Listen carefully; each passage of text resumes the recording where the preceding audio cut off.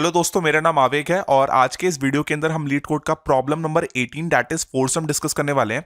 तो यार इस प्रॉब्लम के अंदर हमें एक फंक्शन इंप्लीमेंट करना है और इस फंक्शन के आर्गुमेंट में हमें एक एरे और एक टारगेट वैल्यू गिवन होगा। यार इस प्रॉब्लम के अंदर हमारा मेन टास्क ये है कि हमें इस गिवन एरे में से चार चार एलिमेंट्स के ग्रुप बनाना है। चार एलिमेंट के ग्रुप को कहते हैं क्वाड्रपलेट। तो हमें इस गिवन एरे में क्वाड्रपलेट्स बनाने हैं सच दैट जो जो एलिमेंट उस क्वाड्रपलेट में होंगे उनका सम एक टारगेट वैल्यू के इक्वल होना चाहिए। और याद रहे, हर एलिमेंट डिफरेंट इंडेक्स पे होना चाहिए। आप सेम इंडेक्स का एलिमेंट दो बार यूज नहीं कर सकते। और फिर जितने भी क्वाड्रपलेट्स फॉर्म हुए हैं आपको उसको एक 2D एरे के अंदर इंसर्ट करके फाइनल में आपको 2D एरे रिटर्न कराना है। अगर आप एग्जांपल नंबर 1 देखेंगे तो आपको एग्जांपल नंबर 1 में एरे गिवन है ये, और इस गिवन एरे के अंदर ये तीन क्वाड्रपलेट्स हैं जिनके अंदर चार चार एलिमेंट्स हैं और चारों एलिमेंट का सम जीरो है। पहला क्वाड्रपलेट है -2 -1 1 2, इसका सम भी जीरो है। सिमिलरली ये सेकंड क्वाड्रपलेट, सिमिलरली ये थर्ड क्वाड्रपलेट। अब यार इस प्रॉब्लम को सॉल्व करने के लिए बहुत सारे मेथड्स हैं, हम एक एक करके सारे मेथड्स को डिस्कस करते हैं। तो अब हम डिस्कस करने वाले हैं मेथड नंबर 1। मेथड नंबर 1 एक तरीके से ब्रूट फोर्स अप्रोच पे बेस्ड है। फॉर एग्जाम्पल मेरे पास एक एरे गिवन है जिसके अंदर एलिमेंट्स हैं 1 0 -1 0 -2 एंड 2। अब यार ये जो मेथड है ना, ये दो चीजों पे बेस्ड है। पहला है आपका 3 पॉइंटर अप्रोच और साथ ही साथ आपको बाइनरी सर्च भी लगाना है। 3 पॉइंटर और बाइनरी सर्च आपको लगाना है, तब जाके आप इस मेथड को एग्जीक्यूट कर पाओगे। कहने का मतलब क्या है, सबसे पहले आपको जो भी एरे गिवन है आपने इस एरे को सॉर्ट कर लिया। सॉर्ट करने के बाद आपकी एरे बन गई -2 -1 0 0 1 एंड 2। अब आपका टास्क क्या था, आपको क्वाड्रपलेट्स फाइंड आउट करने हैं। मतलब चार चार एलिमेंट्स का पेयर फाइंड आउट करना है जिनका सम टारगेट वैल्यू के इक्वल हो। अच्छा, इसके अंदर जो टारगेट वैल्यू है वो जीरो है। मतलब आपको चार चार एलिमेंट्स का क्वाड्रपलेट बनाना है सच दैट उनका सम जीरो के इक्वल हो। तो मैंने क्या किया, मैंने लेट्स से तीन तीन पॉइंटर्स या फिर तीन तीन वेरिएबल्स लिए। पहला वेरिएबल मैंने लिया i, दूसरा लिया j और तीसरा लिया k। लेट्स से जो मेरा i है ना, वो 0 से लेकर लास्ट एलिमेंट तक जा रहा है। जो मेरा j है वो i+1, मतलब जहां पे i है उसके आगे i+1 से लेकर लास्ट एलिमेंट तक जा रहा है। और जो मेरा तीसरा वाला पॉइंटर है वो j+1 से लेकर लास्ट एलिमेंट तक जा रहा है। अब मेरा टास्क क्या होगा, मैंने इन तीनों को इधर पे फिक्स कर दिया। अब k+1 के बाद वाले जितने एलिमेंट होंगे वहां पे मैं बाइनरी सर्च लगाऊंगा। ऐसा क्यों? क्योंकि यार मुझे एक बात बताओ, लेट्स से मैं मान रहा हूं कि मेरा एक i plus j plus k, मतलब ith इंडेक्स पे जो एलिमेंट है प्लस jth इंडेक्स पे जो एलिमेंट है प्लस kth इंडेक्स पे जो एलिमेंट है। लेट्स से मैं इसको बोल रहा हूं x plus y plus z plus ये आपको बाइनरी सर्च की हेल्प से फाइंड आउट करना है, इसका सम है टारगेट। तो अब ये तीनों चीजें तो मुझे पता है ना, क्योंकि आई जे के ही ये तीनों को रिप्रेजेंट करेगा। यानी कि एक तरीके से मुझे वो एलिमेंट मिल जाएगा जिसको मुझे फाइंड आउट करना है with the help of binary search. और मैं बाइनरी सर्च इसलिए लगा पा रहा हूं क्योंकि ये पूरे एरे सॉर्टेड है। अगर ये पूरे एरे सॉर्टेड है यानी कि ये पार्ट भी सॉर्टेड होगा। जैसे कि अभी इस केस में क्या हो रहा है, इस केस मेरा आई है -2, जे है -1, के है 0 और आपको एक एक्स फाइंड आउट करना है सच दैट इनका सम 0 के इक्वल हो। यानी कि डेफिनेटली वो x आपका क्या होने वाला है 3। यानी कि आप k+1 से लेकर लास्ट इंडेक्स तक ये सर्च करो क्या 3 एग्जिस्ट करता है। अगर 3 एग्जिस्ट करता है यानी कि आपको एक वैलिड क्वाड्रपलेट मिल गया है जिसको आप आंसर एरे के अंदर इंसर्ट कर सकते हो। तो जैसा कि आप देख सकते हैं कि 0 1 और 2 कोई भी 3 एग्जिस्ट नहीं कर रहा। यानी कि अब जो मेरा k वाला जो वेरिएबल है या फिर k वाला जो पॉइंटर है वो एक कदम आगे बढ़ेगा। तो अब मैं इस चीज को इरेज कर देता हूं यहां पर। अब जो मेरा k है वो इस 0 पे है। यार दोबारा 0 है k, दोबारा 0 है यानी कि दोबारा मेरा x3 आएगा। कोई आगे 3 नहीं है, 3 नहीं है, मैंने दोबारा से k को आगे बढ़ा के 1 पे कर दिया। जब मैंने k को 1 पे किया तो मेरा देखो क्या है, i है मेरा -2, j है -1, k है 1 और x आपको फाइंड आउट करना है। इससे ये क्या, यानी कि जो x है, x अगर आपका +2 मिल गया तो यानी कि आपको एक क्वाड्रपलेट मिल जाएगा, और मुझे मिल भी रहा है। या k+1 मतलब k के आगे एक ही एलिमेंट प्रेजेंट है जो कि 2 है, यानी कि मुझे एक वैलिड क्वाड्रपलेट मिल गया है। क्या क्या? -2, -1, 1 एंड 2। अब और भी क्वाड्रपलेट्स फाइंड आउट करने की कोशिश करते हैं। तो देखो k1 पे आ गया, उसके बाद जब k2 पे जाएगा तो देखो जब k2 पे गया तो उसके आगे तो कोई क्वाड्रपलेट बन नहीं सकते, यानी कि अब मैंने j को आगे बढ़ाया। अब जो मेरा j है ना वो 0 पर पॉइंट कर रहा है। अगर मेरा j इस 0 पे पॉइंट कर रहा है, यानी कि मुझे k तो j+1 से इंक्रीज करना था ना, यानी कि k लेट से यहां पे है, तो मेरा क्या क्या बन गया, मेरा बन गया -2 0 0, यानी कि देखो क्या हुआ, इसको मैं इरेज करता हूं इस पार्ट को, यानी कि मेरा i है -2, j है 0, k भी है 0। आपको x फाइंड आउट करना है सच दैट इनका टारगेट वैल्यू क्या है, 0 के इक्वल हो जाए। यानी कि आपको पता चला कि अगर आपको x+2 मिल गया तब जाके वो 0 हो जाएगा। और k+1 मतलब k के आगे जितने भी एलिमेंट है क्या उनमें 2 एग्जिस्ट करता है? हाँ यार 2 एग्जिस्ट करता है। अगर एग्जिस्ट करता है तो आपको एक और वैलिड क्वाड्रपलेट मिल गया। क्या? आपको क्वाड्रपलेट मिल गया -2 0 0 और +2।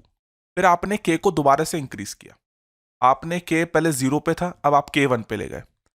अब है आपका -2 0 1। क्या था देखो, -2 +0 +1 x इज इक्वल्स टू में 0 आ जाए, यानी कि x क्या हो गया, x आपके हो गया 1। क्या k के आगे 1 एग्जिस्ट करता है? नहीं करता, यानी कि कोई क्वाड्रपलेट नहीं बनेगा। फिर k आ जाएगा 2 पे, जब k 2 पे जाएगा तब तो बिल्कुल नहीं बन सकता है क्योंकि उसके कोई एलिमेंट ही नहीं है। इसका मतलब आपने दोबारा से j को इंक्रीमेंट किया। अब जो आपका j है वो आगे चला, आपका j पहुंचा इस 0 पे और आपका k पहुंचा यहां पे, तो दोबारा से वही बना -2 0 1। तो दोबारा से आपका x 1 आएगा, तो 1 तो है ही नहीं ना आगे, तो यानी कि कोई क्वाड्रपलेट फॉर्म नहीं होगा। और k को आगे ले जाने से भी कोई मतलब नहीं है क्योंकि 2 के आगे तो कोई एलिमेंट ही नहीं है। फिर आपने दोबारा से j और k को इंक्रीमेंट करा। जब आपने j और k को इंक्रीमेंट किया तो j पहुंचा इस 1 पे, k पहुंचा इस 1 पे, तो इसके आगे तो कोई एलिमेंट एग्जिस्ट नहीं करता, तो यानी कि अब आपको i वाले पॉइंटर को बढ़ाने की जरूरत है। तो यानी कि अब आपका जो i वाला पॉइंटर है वो पहुंचा -1 पे, j पहुंचा 0 पे और k पहुंचा इस 0 पे। दोबारा से सर्च करना है, i है -1, j है 0, k है 0। आपको एक x फाइंड आउट करना है सच दैट इनका सम 0 के इक्वल आ जाने की टारगेट वैल्यू के इक्वल आ जाए, और x होगा 1। x इस केस में क्या होगा 1। क्या k के आगे कोई ऐसा एलिमेंट है जो 1 के इक्वल हो? हाँ यार, ये एलिमेंट है जो 1 के इक्वल है। अगर आपको एक ऐसा एलिमेंट मिल गया, यानी कि आपको एक क्वाड्रपलेट मिल गया, और अब जो आपको क्वाड्रपलेट मिला वो बना -1 0 0 और +1। तो जब आप इस मेथड को पूरा इस तरीके से करते रहेंगे एग्जीक्यूट, तो आपको पता चलेगा कि इस पूरे एरे के अंदर केवल यही 3 क्वाड्रपलेट्स हैं और यही आपका फाइनल आंसर है। आपने इन तीनों क्वाड्रपलेट्स को एक 2D एरे के अंदर इंसर्ट करके रिटर्न करा दिया। तो अब अगर मैं इस मेथड के टाइम कॉम्प्लेक्सिटी की बात करूं तो टाइम कॉम्प्लेक्सिटी होगा मेरा big of n³ log n। ये तो किस लिए आया? ये मेरा आया क्योंकि देखो, आप लूप मतलब आई जे के तीनों लूप चल रहे हैं नेस्टेड वाले, जिसकी वजह से n³ आया। और हर बार आप बाइनरी सर्च लगा रहे हो, और बाइनरी सर्च की वर्स्ट केस में कॉम्प्लेक्सिटी log n ले लो, तो यानी कि n³ log n तो इसकी वजह से आया।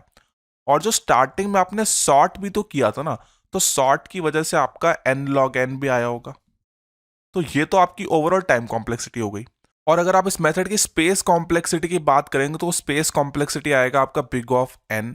और ये बिग ऑफ n आने का रीजन ये है क्योंकि आप जब इस आंसर को रिटर्न करोगे तो आप एक 2D एरे के अंदर ही तो रिटर्न करोगे ना, और 2D एरे के अंदर ज्यादा से ज्यादा n/4 क्वाड्रपलेट्स आ सकते हैं, तो यानी कि वो ओवरऑल बिग ऑफ n ही हो गया। अगर लेट से अब ये आपको रिटर्न नहीं करना पड़ता तब तो कांस्टेंट स्पेस कॉम्प्लेक्सिटी हो जाती, लेकिन इस केस में आपका बिग ऑफ n आ रहा है। तो यार क्या हमारे पास कोई ऐसा मेथड है जिससे मैं टाइम कॉम्प्लेक्सिटी को और ऑप्टिमाइज कर पाऊं? तो इसका आंसर है हाँ, ऐसा मेथड भी है। तो चलो अब हम वही डिस्कस करते हैं। अब हम डिस्कस करने वाले हैं मेथड नंबर 2। यार मेथड नंबर 2 टू पॉइंटर और टू सम अप्रोच पे बेस्ड है। फॉर एग्जाम्पल मेरे पास एक एरे गिवन है जिसके अंदर एलिमेंट है 1 0 -1 -2 एंड 2, और मुझे इस एरे के अंदर क्वाड्रपलेट्स फाइंड आउट करने हैं सच दैट उनका जो टारगेट सम है वो 0 के इक्वल होना चाहिए। तो जो हमारी पहला मेथड होता था उसके अंदर सबसे पहले मैं सॉर्ट करता था, तो इस मेथड के अंदर में भी मैं सबसे पहले सॉर्ट ही करने वाला हूं। सॉर्ट करने के बाद मेरी एरे हो जाएगी -2, -1, 0, 0, 1 एंड 2। अब जैसे कि आपको पता है कि ये जो अप्रोच है ये 2 पॉइंटर अप्रोच है। अगर 2 पॉइंटर अप्रोच है यानी कि मुझे 2 वेरिएबल्स बनाने पड़ेंगे। लेट्स से एक वेरिएबल है आई जो इसको पॉइंट कर रहा है और एक वेरिएबल है जे जो भी इस -1 को पॉइंट कर रहा है। कहने का मतलब ये है यार, जो आई है ना वो 0th इंडेक्स से लेकर लास्ट इंडेक्स तक जाएगा और जो जे है वो आई के आगे रहेगा हमेशा। मतलब जो जे है वो i+1 से लेकर लास्ट इंडेक्स तक जाएगा। और जो बाकी के जो एलिमेंट्स हैं उसमें हम कुछ अलग टेक्निक यूज करेंगे। लाइक फॉर एग्जांपल अगर मैं मेथड नंबर 1 की बात करूं तो उसके अंदर हम 3 पॉइंटर का यूज करते थे और बाकी के एलिमेंट्स के अंदर हम बाइनरी सर्च का यूज करते थे। लेकिन इस मेथड के अंदर हम बाइनरी सर्च की जगह कोई और अप्रोच यूज करने वाले। ध्यान से देखना। तो इस अप्रोच के अंदर ना मैंने आई जे के साथ साथ 2 पॉइंटर और लिए। लेट्स से मैं इसको बोल रहा हूं लेफ्ट और इस पॉइंटर को बोल रहा हूं राइट। जो लेफ्ट पॉइंटर है वो हमेशा j+1 से शुरू होगा और जो राइट पॉइंटर है वो हमेशा लास्ट एलिमेंट यानी कि n-1 इंडेक्स पे जो एलिमेंट है वहां से शुरू होगा। अब मेरा टास्क था क्वाड्रपल बनाना जिसका टारगेट सम 0 हो। लेट्स से मैंने आई इंडेक्स पे जो एलिमेंट है उसको अपने आंसर के अंदर इंक्लूड कर लिया। जे एलिमेंट पे जो एलिमेंट है -1 उसको मैंने आंसर पे इंक्लूड कर लिया। अब मुझे 2 एलिमेंट और चूज करने हैं सच दैट इनका जो टारगेट सम है वो 0 हो जाए। अगर इनका टारगेट सम 0 हो जाए तो यानी कि जो रिमेनिंग एलिमेंट है उनका टारगेट सम 3 होना चाहिए। और उसका रीजन ये है क्योंकि देखो इनका सम है टोटल -3, तो -3 और जो बाकी के 2 एलिमेंट उनका अगर सम +3 आ जाए तो मेरा 0 बन जाएगा टारगेट सम। तो अब जो मैं +3 ना इस लेफ्ट से लेकर राइट में सर्च करूंगा। अभी जो मेरा लेफ्ट है वो है 0 और जो मेरा राइट है वो है 2 पे। तो 0 + 2 विच इज इक्वल्स टू में 2 विच इज लेस देन 3। मतलब क्योंकि हमें 3 चाहिए ना +3 विच इज लेस देन +3। यानी कि यार मुझे अभी जो सम है ना वो 2 मिल रहा है, मुझे तो 3 चाहिए, मुझे ज्यादा चाहिए। अगर मुझे ज्यादा चाहिए तो डेफिनेटली मुझे लेफ्ट को आगे बढ़ाना चाहिए और उसका रीजन ये है क्योंकि ये पूरी एरे सॉर्टेड फॉर्म में है। अगर ये सॉर्टेड असेंडिंग में है तो मैं आगे बढ़ने से एलिमेंट की वैल्यू इंक्रीज होगी। अगर एलिमेंट की वैल्यू इंक्रीज होगी तो ये सम भी इंक्रीज होगा। अगर लेट्स से मैं राइट को पीछे करता तो एलिमेंट की वैल्यू डिक्रीज होती और सम की वैल्यू और डिक्रीज हो जाती। तो यानी कि अगर 2 इज लेस देन 3 है और मुझे इस 2 को इंक्रीज करना है तो मुझे लेफ्ट को आगे बढ़ाना होगा। यानी कि अब जो मेरा लेफ्ट पॉइंटर है वो आगे शिफ्ट होगा। तो क्या आगे 0 पे शिफ्ट होगा? नहीं, आगे मैं 0 पे से नहीं ले जाऊंगा और उसका रीजन ये है क्योंकि मैं 0 पे तो देख चुका हूं ना। तो एक बात का आप हमेशा याद रखना, क्या चाहे वो आई हो, जे हो, लेफ्ट हो या राइट हो, आप कभी भी रिपीटेड वैल्यूज पे दोबारा से चेक नहीं करेंगे। अगर आपको सेम वैल्यूज मिल रही हैं जो आप पहले चेक कर चुके हो तो आप उसको स्किप करो। इस केस के अंदर मैं लेफ्ट वाले पॉइंटर को डायरेक्ट इस 1 पर जंप कराऊंगा। 0 की बजाय मैं लेफ्ट को डायरेक्ट 1 पर ले जाऊंगा। अब जो मेरा लेफ्ट है वो इस 1 को पॉइंट कर रहा है। अगर मेरा ये लेफ्ट 1 को पॉइंट कर रहा है यानी कि मेरा सम हो गया 1 + 2। लेफ्ट है 1, राइट है 2 विच इज इक्वल्स टू में 3। और यही मुझे चाहिए था। अगर यही मुझे चाहिए था यानी कि मुझे क्वाड्रपल मिल चुका है। क्या क्या? वही जिसको आई पॉइंट कर रहा है, जे पॉइंट कर रहा है, लेफ्ट पॉइंट कर रहा है और राइट पॉइंट कर रहा है। यानी कि मेरा पहला क्वाड्रपल है -2, -1, 1 एंड 2। ये मेरा पहला क्वाड्रपल हो गया। फिर जैसे ही मैंने अपना पहला क्वाड्रपल देखा फिर मैं लेफ्ट को आगे बढ़ाऊंगा, राइट को पीछे करूंगा। लेकिन यार लेफ्ट को आगे और राइट को पीछे करने से लेफ्ट मेरा आगे चला जाएगा राइट के, and which is not allowed. याद रखना, आप ये लेफ्ट को आगे राइट को पीछे तब तक ही करोगे जब तक आपका लेफ्ट राइट से छोटा है। लेफ्ट राइट को सरपास नहीं करना चाहिए। तो यानी कि ये वाला प्रोसेस मुझे यहीं स्टॉप करना पड़ेगा। तो अब मैं जे पॉइंटर को आगे बढ़ाऊंगा। तो जो अब मेरा जे है ना वो इस जीरो को पॉइंट कर रहा है। अगर मेरा जे इस जीरो को पॉइंट कर रहा है यानी कि जो लेफ्ट पॉइंटर है वो इस जीरो को पॉइंट करेगा, मतलब जे प्लस वन से शुरू होगा, और राइट तो लास्ट को पॉइंट करेगा ही करेगा। अब मैं दोबारा से क्वाड्रपल फाइंड आउट करने की कोशिश करता हूं। देखो अभी आई है -2, जे है 0, इनका सम हो गया टोटल -2। मुझे क्या चाहिए? मुझे कैसे भी कैसे +2 चाहिए। अगर मुझे +2 सम मिल गया यानी कि मुझे क्वाड्रपल मिल गया। चलो फाइंड आउट करते हैं। लेफ्ट है अभी 0, राइट है अभी 2, 0 + 2 इज इक्वल्स टू में 2 and which is equals to 2। अगर ये 2 के इक्वल है तो यार मुझे तो क्वाड्रपल यही मिल चुका है। क्या क्वाड्रपल है? जिसको आई पॉइंट कर रहा है, जे पॉइंट कर रहा है, लेफ्ट पॉइंट कर रहा है, राइट पॉइंट कर रहा है। यानी कि मेरा क्वाड्रपल हो गया -2, 0, 0 एंड +2। ये मेरा दूसरा क्वाड्रपलेट मिल गया। तो जैसे ही मुझे दूसरा क्वाड्रपल मिला, फिर मैंने लेफ्ट को आगे करा और राइट को पीछे करा।